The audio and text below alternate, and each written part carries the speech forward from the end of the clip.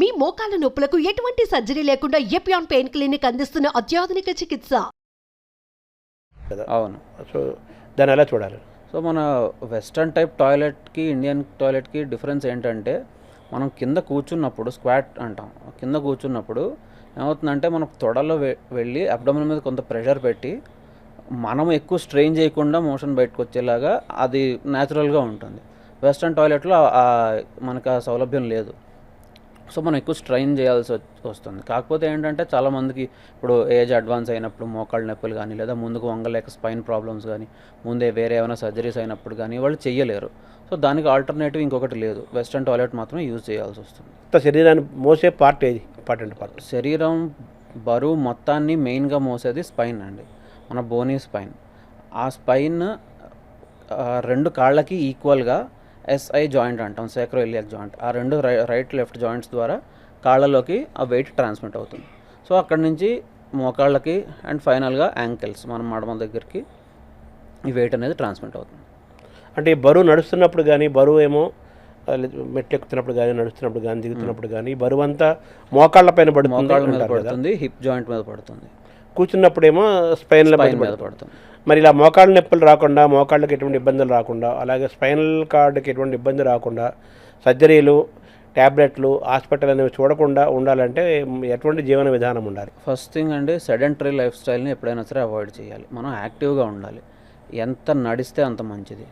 So కొంతమందికి మోకాళ్ళు అనేవి తొందరగా అరుగుతాయి, కొంతమందికి లేట్గా అరుగుతాయి, కొంతమందికి అసలు అరగవు. అది వాళ్ళ కాన్స్టిట్యూషన్ బట్టి, వాళ్ళ జెనెటిక్స్ని బట్టి ఉంటుంది. కానీ మనం ఎంత ఎక్కువ ఎక్సర్సైజ్ చేస్తే మన ఎముకలు అంత స్ట్రాంగ్గా ఉంటాయి. ఎంత ఎక్కువ వెయిట్ బేరింగ్ ఎక్సర్సైజ్ చేస్తే అంత బోన్ యొక్క డెన్సిటీ, ఎముకల డెన్సిటీ అనేది పెరుగుతుంది. సో వాకింగ్ అనేది ఎప్పుడైనా చాలా అవసరం. ఇది మోస్ట్ ఈజియెస్ట్ ఎక్సర్సైజ్, అన్నిటికంటే సులభంగా చేయగలిగేది. రెండోది, మోకాళ్ళకి సెపరేట్గా ఎక్సర్సైజెస్ ఉంటాయి, కానీ అదేంటంటే నొప్పులు లేనప్పుడు స్పెసిఫిక్గా చేయాల్సిన అవసరం లేదు. అంటే వాకింగ్లో కూడా బ్రిస్క్ వాక్ ఉంది, మామూలుగా ఐడిల్ వాక్, ఇలా రకరకాల వాక్స్ ఉన్నాయి కదా. ఏ వయసులో ఎటువంటి వాక్ సజెస్ట్ చేస్తారో, లేకపోతే ఏదైనా ఐడియల్ వాక్ ఏమన్నా ఉందా మీరు రికమెండ్ చేసేది? సో ఐడియల్గా ఎప్పుడైనా సరే మన శరీరం మనకి చెప్తుందండి మనకి ఏది ఐడియల్లో. మనకి మనమే ఫోర్స్ చేసుకొని చేయడం అనేది ఎప్పుడు కరెక్ట్ కాదు. సో మనం వాక్ చేసేది మన బాడీకి తెలుస్తుంది. నార్మల్గా నడిస్తే ఏమి ఇబ్బందులు లేకుండా నార్మల్గా ఉంది. దాని తర్వాత కొన్నాళ్ళ నార్మల్ వాక్ చేసిన తర్వాత నెక్స్ట్ స్టెప్ బ్రిస్క్ వాక్కి వెళ్ళాలి. బ్రిస్క్ వాక్ చేసినప్పుడు ఏం ఇబ్బంది లేదనుకోండి, లేదంటే మోకాళ్ళ నొప్పులు కానీ, బ్యాక్ పెయిన్స్ కానీ, మజిల్స్ సోర్నెస్ అంటాం, మజిల్స్ కంట్రోల్ నొప్పులు కానీ ఇవేం లేవు అనుకోండి, అది ఇంకొన్నాళ్ళు చేసి ఇంకొంచెం జాగ్కి కానీ రన్కి కానీ మనం వెళ్ళొచ్చు.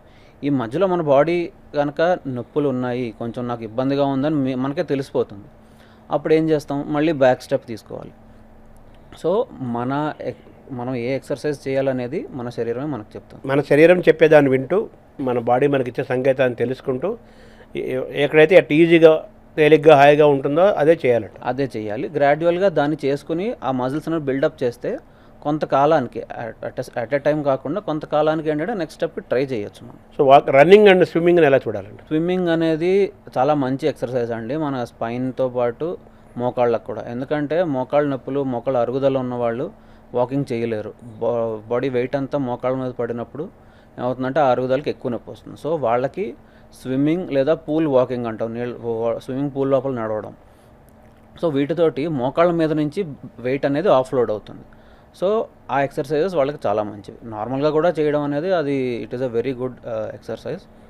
దాంతోపాటు రన్నింగ్ అనేది యూజువల్గా మనము ఎవరితో అసోసియేట్ చేస్తామంటే ఫిట్గా, యంగ్గా ఉన్న వాళ్ళతో. కాకపోతే మనము ముందు నుంచి శరీరాన్ని అడాప్ట్ చేసుకొని మనం ఎంత వయసులోనైనా రన్నింగ్ అనేది చేసుకోవచ్చు, కానీ కొన్ని ప్రికాషన్స్ తీసుకోవాలి. ఇప్పుడు యోగాసనాలు, సూర్య నమస్కారాల విషయానికి వస్తే ఏరోబిక్స్ కొన్ని ఉన్నాయి కదా, డ్యాన్స్, క్రీడలు, స్పోర్ట్స్, ఇవన్నీ మన బాడీ యాక్టివిటీస్, బాడీలీ యాక్టివిటీస్ కదా ఇవన్నీ. ఇందులో కొంతమంది డాక్టర్లు ఏం చెప్తారంటే కొన్ని ఆసనాలు వేయొద్దు అంటున్నారు. అవును, ఆసనాలు చాలా మంచిదని చెప్పి మన ఆయుర్వేదము, యోగా శాస్త్రం చెబుతుంది. ఏ ఆసనాలు వేయచ్చు, ఎవరైనా ఎప్పుడైనా ఎన్నిసార్లైనా వేయచ్చు, ఏ ఆసనాలు అసలు అవాయిడ్ చేయాలి అని మీరు ఏం సూచిస్తారు సార్ ఈ విషయంలో? సో యోగాసనాలు అనేవి ఒక పర్ఫెక్ట్లీ హెల్దీ నార్మల్ వాళ్ళకి ఏంటంటే రెస్ట్రిక్షన్స్ యూజువల్గా ఉండవండి. కాకపోతే కొంతమందిలో ఏమవుతుందంటే మన ఒక్కొక్క ఆసనము ఒక్కొక్క బాడీ పార్ట్ మీద కొంత ప్రెషర్ ఎక్కువ పెడుతుంది.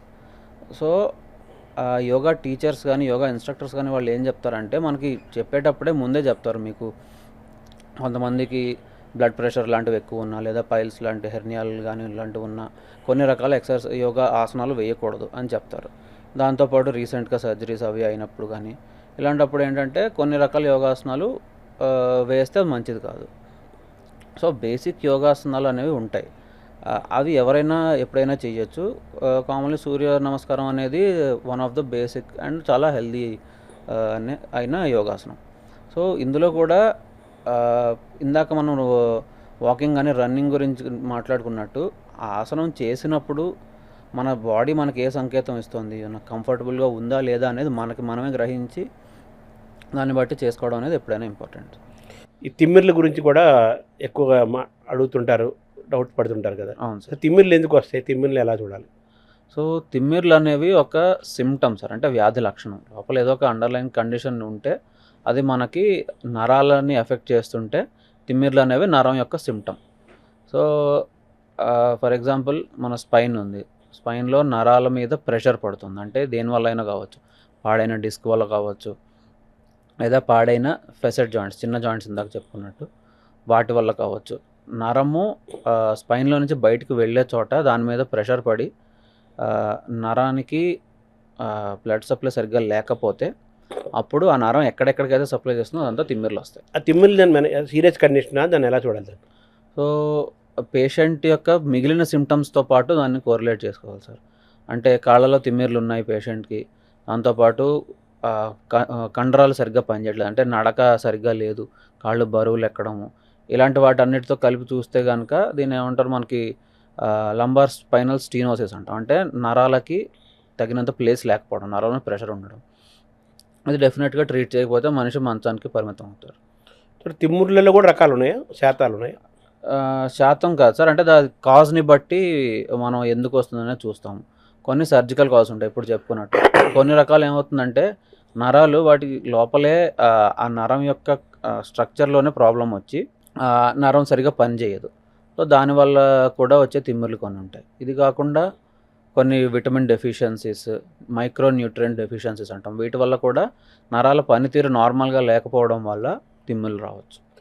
అంటే తిమ్మిర్లు మనకు వస్తున్నాయి అంటే మన డాక్టర్ని కన్సల్ట్ చేయాలా, అవసరం లేదు? డెఫినెట్లీ కన్సల్ట్ చేయాలి సార్, ఎందుకంటే తిమ్మిర్లు అనేది ఒక నార్మల్ ఇది కాదు, అంటే కంటిన్యూస్గా ఉంటున్నాయి అంటే కనుక డెఫినెట్లీ డాక్టర్ని కన్సల్ట్ చేయాలి. ఎందుకంటే డయాబెటీస్ ఉంది, సో డయాబెటీస్లో ఏమవుతుందంటే న్యూరోపతి అంటాం, అంటే నరాలు ఆ షుగర్ పెరిగిపోవడం వల్ల నరాలు వాటికి లోపల నుంచే డ్యామేజ్ అయిపోయి కాళ్ళకి స్పర్శ లేకపోవడం, తిమ్మిర్లు ఉండడం వస్తాయి. సో ఇది వచ్చిందంటే అర్థం ఫ్యూచర్లో ఇంకా కొన్ని ప్రాబ్లమ్స్ వచ్చే అవకాశం ఉంది అని. సో వెంటనే డాక్టర్ని అయితే కన్సల్ట్ చేయాలి, ఎలాంటి తిమ్మిర్లు అయినా.